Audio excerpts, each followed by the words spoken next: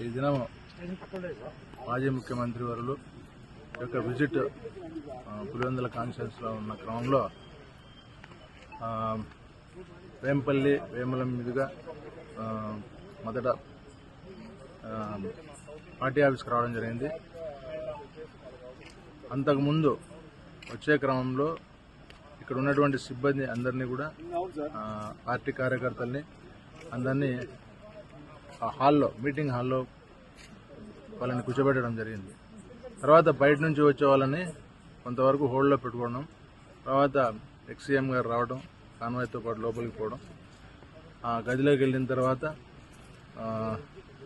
అవి all ఫాలోయర్స్ని 1 by 1 లోపలికి పంపమని ఆదేశించడం జరిగింది. ఆ క్రమంలో అన్నీ కూడా 1 by 1 పంపిస్తూ ఉన్నాము. ఆ హాల్లో దాదాపుగా 200 మంది మాత్రమే ఉన్నారు.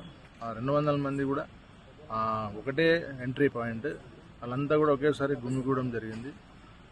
పార్టీ కార్యకర్తలను అడ్డు చెప్పే క్రమంలో మాకు ఎందుకు సార్ మీరు ఇబ్బంది పడతారు అంటే కొద్దిగా మన వాళ్ళు కూడా రెగ్యులరైజ్ కొద్దిగా లిబరల్గా చేసాం. ఆ క్రమంలో వాళ్ళు లేట్ అవుతూ ఉంది. యాక్చువల్గా అయితే ఒక్కొక్కరు పోవడము, లోపల సెల్ఫీ తీసుకోవడం, మాట్లాడడం జరగడం వల్ల ఆ టైం పీరియడ్ అనేది